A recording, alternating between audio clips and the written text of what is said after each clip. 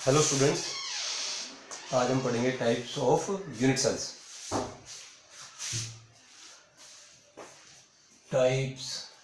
Type of unit cells. अब तक हमने पढ़ा, आपको मैंने यूनिट सेल और स्पेस लैटिस की डेफिनेशन करा दी थी, और यूनिट सेल में हमने क्यूबिक यूनिट सेल पढ़ा था। क्यूबिक यूनिट सेल, सिर्फ क्यूबिक यूनिट सेल का ही पढ़ा था, जिसमें हमने simple cubic, body centred cubic, face centred cubic और एंड सेंटर्ड क्यूबिक पढ़ा था। क्यूबिक था, only cubic system was studied. आज हम पढ़ेंगे कि कितनी तरह की यूनिट सेल हैं। एक तरह का पढ़ लिया क्यूबिक, और कितनी तरह की यूनिट सेल हो सकते हैं। तो मैंने याद करने के लिए अपना एक फार्मूला बनाया हुआ है। There are number of types of unit cells. कई तरह के यूनिट सेल्स होते हैं, उसमें से 7 टाइप्स ज़्यादा इंपॉर्टेंट है। वैसे तो कई तरह के हो सकते हैं, लेकिन 7 टाइप ज़्यादा इंपॉर्टेंट है, depending upon unit cell type. Unit cells depends upon किस चीज़ पे डिपेंड करते हैं। ये देखो, हम डब्बा बनाएंगे फिर दोबारा से। मैं कॉम्प्लिकेटेड डब्बे बोर्ड पे ड्रा नहीं करूँगा। आप प्रैक्टिस करना चाहें तो कर लें, कोई ज़रूरी भी नहीं है, जितना ज़रूरी होता है मैं कराता हूँ। ये हमने डब्बा बनाया था, मेरे साथ साथ बनाए आप। ये डब्बा बनाया और इसको हमने ज्वाइन कर दिया ऐसे। मेरे साथ साथ डब्बा बनाना मेरे ख्याल से आप सीख गए होंगे, तेजी से बना लें। 3 तरह की चीज़ें होती हैं इस डब्बे में, 3 खास बातें हैं, 6 टोटल करेक्टरिस्टिक्स हैं इस डब्बे के। एक तो एंगल्स होते हैं, एक तो इसके कोण है। कोण जैसे रूम है, रूम के इस साइड पे आप अगर ध्यान से देखेंगे तो ये एक ऊपर की साइड जा रही है, एक इस साइड जा रही है, एक इस साइड जा रही है, तो इनके बीच में एंगल है। ये इस साइड जा रहा है, ये इस साइड जा रहा है, ये इस साइड जा रहा है। तो एक एंगल का नाम मैंने रख दिया अल्फा, एक एंगल का नाम क्या रख दिया मैंने, बीटा, और एक एंगल का क्या नाम रख दिया मैंने, गामा। गामा 3 एंगल्स हैं, alpha, beta, gamma. These are the characteristic. ये करेक्टरिस्टिक हैं किसी भी यूनिट सेल के। और 3 इसके भुजाएं हैं। इसका नाम है ए, इसका नाम क्या रख दूंगा, ए, इसका नाम क्या रख दूंगा मैं, बी, और इसका नाम क्या रख दूंगा मैं, सी। तो 3 इसके जो है भुजाएं, 3 इसके एंगल। 3 भुजाओं के नाम क्या है, ए, बी, सी, और 3 एंगल्स के नाम क्या है, अल्फा, बीटा, गामा। आप इस चीज को समझ सकते हैं कि स्क्वायर में तीनों भुजाएं सेम होंगी, ए, बी, सी एक दूसरे की सेम होगा, तभी तो चौकोर डब्बा बनेगा। जबकि जैसे माचिस है, आप माचिस को देखें तो उसमें लेंथ अलग होती है, ब्रेड्थ अलग होती है, हाइट अलग होती है। तो ए अलग, बी अलग, सी अलग। तो ए, बी, सी को अगर चेंज कर देंगे ना, तो डब्बे की मोटाई, ऊंचाई अलग अलग हो जाएगी। और अगर एंगल को अपन चेंज कर देंगे तो डब्बा ट्विस्टेड हो जाएगा। समझ रहे हो ना बात आप? तो these are the characteristics of unit cell. Unit cell के करेक्टरिस्टिक हैं A, B, C and alpha, beta, gamma. तो डिपेंडिंग अपॉन दीज, इनके ऊपर डिपेंड होकर हम कई तरह के यूनिट सेल हो सकते हैं। कई तरह के यूनिट सेल हो सकते हैं, उसमें से 7 तरह के यूनिट सेल ज़्यादा इंपॉर्टेंट हैं। बुक में सीक्वेंस हो सकता है अलग हो, लेकिन मेरा सीक्वेंस याद रखना, अलग अलग सीक्वेंस याद ना रखना, कंफ्यूजन हो जाएगा। तो मैंने जो सीक्वेंस बनाया वो ये है, C, T, O, R, M, T, H। इसको याद करने का तरीका है कटोर मटच। इसको याद रखें आप, कटोर मटच। C, T, O, R, M, T, H। एक क्वेश्चन या 2 क्वेश्चन थ्योरी में पक्का है, श्योर, और कंपटीशन में भी क्वेश्चन आएगा इसमें से, थ्योरी में भी पक्का आएगा, श्योर आएगा। तो इसको आप अच्छी तरह से समझ लें, अच्छी तरह से रट्टा मार लें, इसका याद कर लें इसको। ये जरूर आएगा क्वेश्चन इसमें से, हर बार आता है, हर बार क्वेश्चन आता है थ्योरी में, और कंपटीशन में भी आता है। कटोर मटच, C, T, O, R, M, T, H। C for cubic, C for cubic unit cell, T for tetragonal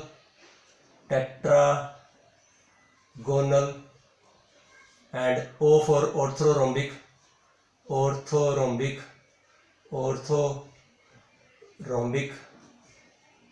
R for rhombohedral,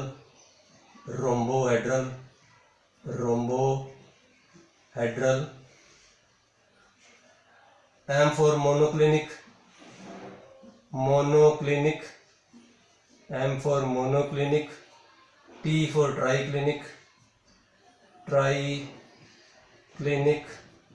and H for hexagonal, hexagonal, hexagonal. Okay, understood. कटोर मटच याद करना है, क्या चीज़ है ये कटोर मटच? 7 तरह के unit cell depending upon alpha beta gamma and ABC। 7 तरह के क्रिस्टल सिस्टम होते हैं, 7 तरह के यूनिट सेल होते हैं। Cubic, tetragonal, orthorhombic, rhombohedral, monoclinic, triclinic, hexagonal. अब अपन इनकी डायमेंशंस लिखेंगे कि क्यूबिक में क्या कंडीशंस पूरी करता है। क्यूबिक के अंदर कंडीशंस क्या होती हैं? A is equal to B is equal to C, तीनों सेम है, आपको बता दिया मैंने, अभी बताया था। A is equal to B is equal to C and alpha is equal to beta is equal to gamma is equal to 90 degree. तीनों एंगल सेम है, तीनों भुजाएं सेम है, तीनों एंगल सेम है। चौकोर डब्बा होएगा, जरूरत नहीं है याद करने की, सिर्फ ये याद करो, क्यूबिक याद करो, और इनके एग्जांपल्स का रट्टा मारना पड़ेगा आपको। एग्जांपल्स अच्छी तरह से याद कर लेना, आप कर सको तो धीरे धीरे याद होंगे, ठीक है। टेट्रागोनल में क्या होएगा? A is equal to B but B is not equal to C, ये बराबर नहीं है एक दूसरे के, but all angle are same. Alpha is equal to beta is equal to gamma is equal to 90 degree. Orthorhombic, orthorhombic में क्या होता है? A is not equal to B and B is not equal to C and alpha is equal to beta is equal to gamma is equal to 90 degree, ठीक है। Cubic में तीनों ABC same है, tetragonal में A और B same है, C same नहीं है। ऑर्थोरोम्बिक में A भी सेम नहीं है, B भी सेम नहीं है, C भी सेम नहीं है। एंगल्स तीनों में अल्फा बीटा गामा 90 डिग्री है, सेम है, ठीक है। रोम्बोहेड्रल में क्या करेंगे अपन? A is equal to B is equal to C, same है ये, but the angles are not same. Alpha is equal to beta is equal to gamma is not equal to 90 degree, ऐसे है, angles are not same. This is rhombohedral. Whereas in the case of monoclinic, what happens in the monoclinic? A is equal to B is not equal to C and alpha is equal to beta, alpha is equal to gamma is equal to, sorry, alpha is equal to gamma is equal to 90 degree, but beta is not equal to 90 degree. Beta 90 नहीं होता है, alpha और gamma 90 होता है, ये ध्यान रखना आपने, ठीक है। और ट्राइक्लिनिक में सारा कुछ ही जो है इक्वल नहीं होता, कुछ भी सेम नहीं होता। Triclinic A is not equal to B is not equal to C, alpha is not equal to beta, beta is not equal to gamma is not equal to 90 degree, कुछ भी same नहीं होता, सारे angles different हैं। Hexagonal में क्या होता है? A is equal to B is not equal to C, ये, और alpha is equal to beta is equal to 90 degree but gamma is equal to 120 degree, ये होता है, ऐसे होता है। तो आपने ये सारे याद करने हैं, आपको कम से कम 1 या 2 थ्योरी में आएगा। एक बार दोबारा से रिवीजन कर देता हूँ मैं। 7 तरह की यूनिट सेल्स होते हैं, 7 types of unit cells are there. काफ़ी सारे होते हैं लेकिन 7 तरह के हो सकते हैं depending upon the ABC and alpha beta gamma. तो cubic, tetragonal, orthorhombic, rhombohedral, monoclinic, triclinic, hexagonal. कटोर मटच ऐसे याद करो, मैंने बनाया हुआ है, इजी बनाने के लिए ये सिस्टम बनाया हुआ है। कटोर मटच, cubic, tetragonal, orthorhombic, rhombohedral, monoclinic, triclinic, hexagonal. तो क्यूबिक में A equal to B equal to C, alpha equal to beta equal to gamma equal to 90 degree. Tetragonal में A is equal to B is equal to C, alpha equal to beta equal to gamma equal to 90 degree. A equal to B is not equal to C। Orthorhombic में A is not equal to B is not equal to C, alpha equal to beta equal to gamma equal to 90 degree. तो ध्यान से देखेंगे कि पहले 3 में ये जो एंगल्स हैं सारे सेम है, एंगल्स याद नहीं करने पहले 3 में, जबकि जो ये भुजाएं हैं पहले में तीनों सेम, दूसरे में 2 सेम, तीसरे में एक भी सेम नहीं है। एक सिमेट्री सी बना दी ना मैंने, याद करने में आसानी रहेगी। उसके बाद रोम्बोहेड्रल में all the vertices are same but all the angles are not same. Monoclinic में a is equal to b is not equal to c और alpha is equal to gamma is equal to 90 degree, beta is not equal to 90 degree. Triclinic में a is कुछ भी same नहीं है, triclinic में कुछ भी सेम नहीं है। a is not equal to b is not equal to c, alpha is not equal to beta is not equal to gamma is not equal to 90 degree. Hexagonal में a is equal to b is not equal to c, दो भुजाएं same है, एक same नहीं है। और alpha is equal to beta is equal to 90 degree, एक angle 120 का है। ठीक है, तो this is all about the types of unit cells. 7 types of unit cells are there, कट और मटच। तो मैं आपको एक छोटा सा इसके अंदर और ऐड कर देता हूँ, इस टॉपिक के अंदर एक छोटी सी चीज़ और ऐड कर देता हूँ। पिछले लेक्चर में बता दिया मैंने उसको, लेकिन सही ढंग से समझाना ज़रूरी है। वॉइड्स क्या होते हैं? What are voids? What is a void? What is a void? What is a void? हमने पैकिंग पढ़ी थी, तो उस पैकिंग में हमने पढ़ा था कि जब एटम्स को हम रख देते हैं, अरेंज कर देते हैं, तो बीच में खाली जगहें बच जाती हैं। उन खाली जगहों को क्या बोलते हैं? वॉइड। तो what is a void? Void is the empty space left after placing the atoms in unit in space lattice. Atoms को स्पेस लैटिस में अरेंज करने के बाद जो खाली जगहें बच जाती हैं, उन खाली जगहों को क्या कहते हैं? वॉइड। दीज आर द, मैं लिख देता हूं एक बार थोड़ा सा। Empty void is the empty space left after arranging atoms. आपको पता है कुछ भी लिख सकता हूं मैं, एटम्स या मॉलिक्यूल्स या आयन्स या कर्नल्स।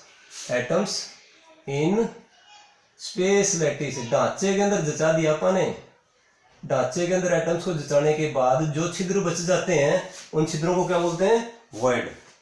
वॉइड दो तरह के हो सकते हैं। Void can be of 2 types, one are tetrahedral voids and one are octahedral voids. These are of 2 types, one are tetrahedral voids, दो तरह के हो सकते हैं, tetrahedral voids and octahedral voids। octahedral voids, voids दो तरह के होते हैं, एक टेट्राहेड्रल void होते हैं, एक ऑक्टाहेड्रल void होते हैं। टेट्राहेड्रल void वो void होते हैं जो कि ये जो नाम है ना टेट्राहेड्रल, वो इस पे डिपेंड, void के शेप पे डिपेंड नहीं करता, ये डिपेंड करता है कि void के आसपास एटम्स का अरेंजमेंट कैसा है।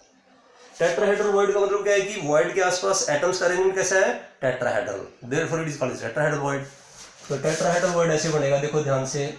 ये एक मैंने सफियर रख दिया, एक रो सफियर की रख दी, पूरी रो मैंने एक ही शो किया है। ये मैंने उसके साथ टच होती हुई उसके वेजेस के अंदर दूसरी रो रख दी सफियर्स की। दूसरी रो के अंदर मैंने कितने दिखाए हैं वॉइड? कितने आपको एटम्स दिखाए हैं? 2। ये मैंने 2 रो रख दी, एक रो दूसरी रो। ये थोड़ा सा आप किसी बोतल के ढक्कन से बनाएंगे ना तो बहुत सुंदर बनते हैं। 2 रोज रख दी मैंने। तो देखो इनके अगर सेंटर्स को मैं ज्वाइन करूं तो ये ट्रायंगल बनता है। चलो कोई बात नहीं, मैं इसको ऐसे ज्वाइन करता हूं। ये इसका सेंटर, ये ऐसे और ये ऐसे, ऐसे बन गया ना। ये सेंटर्स पे मीट कर देता हूं, इनके सेंटर्स को इसके सेंटर में मीट कर देता हूं, तो ये इस तरह का बनता है। इसके ऊपर मैंने एक और लेयर रख दी, दिस इज 1 लेयर। इसके ऊपर मैंने एक और लेयर रख दी, तो एक और लेयर रखूंगा तो मैं एक एटम मेरा यहाँ आएगा, एक ही दिखाऊंगा मैं आपको, समझ रहे हो? एक ही एटम दिखाऊंगा। तो 3 एटम नीचे इस तरह की शेप बना रहे हैं, एक एटम उसके ऊपर, तो इस तरह से दिखाया जा सकता है, इस तरह से दिखाया जा सकता है। तो ये अरेंजमेंट कैसा हो गया? टेट्राहेड्रल। तो this is called tetrahedral void. Tetrahedral वो वॉइड होता है जो कि तब बनता है जब एटम्स को टेट्राहेड्रली अरेंज कर दिया जाता है। Tetrahedral void is the void that is left when the atoms are arranged tetrahedrally. ठीक है ना? तो टेट्राहेड्रल वर्ड्स कितने होते हैं एक यूनिट सेल में? Number of tetrahedral voids, number of tetrahedral voids in a unit cell, in a unit cell. एक यूनिट सेल में कितने टेट्राहेड्रल वर्ड्स होते हैं? उसको आप लिख लेंगे, ध्यान रखेंगे। 2n कितने टेट्राहेड्रल वर्ड्स होते हैं? 2n का मतलब क्या है? जितने एटम उससे डबल, एक यूनिट सेल में जितने एटम उससे डबल टेट्राहेड्रल वर्ड्स होते हैं। ओके, जैसे मैं आपको बताता हूँ, सिंपल क्यूबिक में कितने एटम्स होते हैं पर यूनिट सेल? 1। तो टेट्राहेड्रल वर्ड्स कितने हो गए? ये दिस इज n, इसको 2 से गुणा कर दो, tetrahedral words becomes 2। Okay, face centred cubic में टोटल नंबर ऑफ एटम्स कितने होते हैं पर यूनिट सेल? याद करके बताओ, सोचो। 4 मैंने आपको कराया था। तो टेट्राहेड्रल वर्ड्स कितने हो गए? n × 2 8, ठीक है। और बॉडी सेंटर्ड क्यूबिक में टोटल, BCC में टोटल कितने एटम्स पर यूनिट सेल होते हैं? 2। तो कितने टेट्राहेड्रल वर्ड्स हो गए? 4। एंड सेंटर्ड क्यूबिक में कितने एटम्स पर यूनिट सेल होते हैं? एंड सेंटर्ड में आपको बताया था क्या मैंने? कॉर्नर वालों का कंट्रीब्यूशन कितना होता है? 1। और फेस, 2 ऑपोजिट फेसिस होता है, उनका कंट्रीब्यूशन कितना होता है? 1। तो total number of atoms per unit cell equal to 2। तो टेट्राहेड्रल वर्ड्स कितने हो गए? 4। सिंपल क्यूबिक में tetrahedral voids 2, face centred cubic में, एक कंपटीशन का क्वेश्चन है ये, कंपटीशन में आएगा ये। सिंपल क्यूबिक में टेट्राहेड्रल वर्ड्स कितने होते हैं? 2। फेस सेंटर्ड क्यूबिक में कितने होते हैं? 8। बॉडी सेंटर्ड क्यूबिक में कितने होते हैं? 4। एंड सेंटर्ड क्यूबिक में कितने होते हैं? 4। याद करने की बात नहीं है, समझने की बात है। जितने एटम्स पर यूनिट सेल उससे डबल टेट्राहेड्रल वर्ड्स, जितने एटम्स पर यूनिट सेल उससे डबल टेट्राहेड्रल वर्ड्स होते हैं। इसीलिए मैंने लिखा कि there are 2n tetrahedral voids in a unit cell. Okay, octahedral void क्या होता है? ऑक्टाहेड्रल वर्ड एक वर्ड होता है जो कि बनता है, कब बनता है? जब हम सफियर्स को ऐसे अरेंज करते हैं कि सफियर्स का अरेंजमेंट है ना छिद्र के आसपास ऑक्टाहेड्रल फैशन में हो। जैसे मैंने ये 3 सफियर्स को अरेंज कर दिया, ये एक लेयर है, एक लेयर में 2 रोज दिखाई है मैंने, एक रो, दूसरी रो, एक लेयर बना दी। तो इसको हमने कैसे बना दिया? ट्रायंगल ऐसा, ये ट्रायंगल कैसा बन गया? ऐसा, ठीक है। अगर मैं इसके ऊपर उल्टा ट्रायंगल रख दूं ऐसे, उल्टा एक और ट्रायंगल रख दूं ऐसे, तो ये कैसा अरेंजमेंट बन गया? ऑक्टाहेड्रल। इसको ऑक्टाहेड्रल अरेंजमेंट बोलते हैं। तो मैंने ऊपर एक सफियर है तो ऊपर कितने रखेंगे? 2। ऊपर सफियर कितने रखेंगे? 2, ठीक है। आप बढ़िया बना सकते हैं, कॉपी पे मेरे से अच्छा बना सकते हैं। ऊपर सफियर रखेंगे 2, ये टोटल हो गए। नीचे रखेंगे 1, तो एक तो ऐसे हो गया, एक ऐसे, उसके ऊपर ऐसे हो गया। तो this is the octahedral arrangement. इस तरह से जो छिद्र बचेगा, जो एटम्स का अरेंजमेंट है वो ऑक्टाहेड्रल है, और जो उसके अंदर छिद्र बचेगा उसको क्या बोलते हैं? Octahedral void. तो इनकी octahedral voids are the voids that are formed after arranging the atoms in the octahedral fashion, ठीक है। हमने एक एटम्स का ट्रायंगल रख दिया, उसके ऊपर उल्टा ट्रायंगल रख दिया, इस तरह से जो अरेंजमेंट बनेगा उसको ऑक्टाहेड्रल अरेंजमेंट बोलते हैं, और जो वर्ड बचेगा उसको ऑक्टाहेड्रल वर्ड बोलते हैं। इनकी संख्या कितनी होती है? Number of octahedral voids per unit cell equal to n। Number of octahedral voids, number of octahedral voids equal to n। n का मतलब कितना होता है? जितने एटम्स है ना यूनिट सेल में उतने ऑक्टाहेड्रल वर्ड्स होते हैं। मैं आपको करके दिखाता हूँ। जैसे सिंपल क्यूबिक में कितने एटम होते हैं? सिंपल क्यूबिक में कितने एटम होते हैं? 1। तो ऑक्टाहेड्रल वर्ड कितना आएगा? 1। फेस सेंटर्ड क्यूबिक में कितने एटम होते हैं पर यूनिट सेल? 4। तो ऑक्टाहेड्रल वर्ड कितने होंगे? 4। बॉडी सेंटर्ड क्यूबिक में कितने एटम्स होते हैं पर यूनिट सेल? 2। तो ऑक्टाहेड्रल वर्ड्स कितने होंगे? 2। और एंड सेंटर्ड में कितने होते हैं? एंड सेंटर्ड में कितने होते हैं total atoms per unit cell? 2। तो कितने होंगे ऑक्टाहेड्रल वर्ड्स? 2। ओके, 2। तो इस तरह से हम कर सकते हैं। तो टोटल नंबर ऑफ वर्ड्स कितने हुए? एक और मैं आपको थोड़ा सा बता देता हूँ। Total number of words total कितने वर्ड्स हुए, कंपटीशन में आता है और बच्चे बड़े कंफ्यूज रहते हैं इन मामलों में। टोटल वर्ड्स कितने हुए देखो, सिंपल क्यूबिक में कितने टेट्राहेड्रल वर्ड थे, 2, और ऑक्टाहेड्रल वर्ड कितने थे, 1। तो टोटल कितने हो गए, 2 + 1 = 3। कंपटीशन में ऐसे पूछते हैं, how many total number of voids are present in the different unit cells. तो सिंपल क्यूबिक में 2 तो tetrahedral void, 1 octahedral void. Total number of voids कितने हो गए, 3। बार बार वीडियो को देखना, बार बार देखेंगे तो इसकी अंडरस्टैंडिंग बढ़िया हो जाएगी आपकी। फेस सेंटर्ड क्यूबिक में टोटल वर्ड्स कितने हो गए, ये 8 तो थे टेट्राहेड्रल और 4 थे ऑक्टाहेड्रल। तो 8 + 4 कितने हो गए, 12। टोटल 12 वर्ड्स होते हैं फेस सेंटर्ड क्यूबिक में। एटम कितने होते हैं, 4, और टोटल वर्ड कितने होते हैं, 12।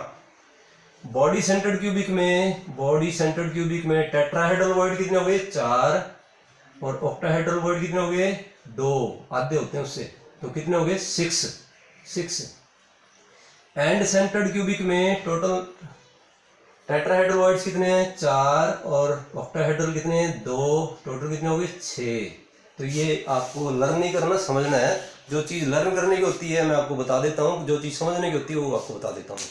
तो this is all about today's lecture. आज का ये लेक्चर है, आप इसे ध्यान से करें और इसका फ़ायदा उठाएं। इसको बार बार देखें, बार बार रिवीजन करें। जितनी बार रिवीजन करेंगे आपका तो कुछ लगेगा नहीं उसमें रिवीजन करने में, तो सिर्फ जितना टाइम लगाएंगे किसी टॉपिक के साथ उतना ही वो आपको याद रहेगा। Thank you.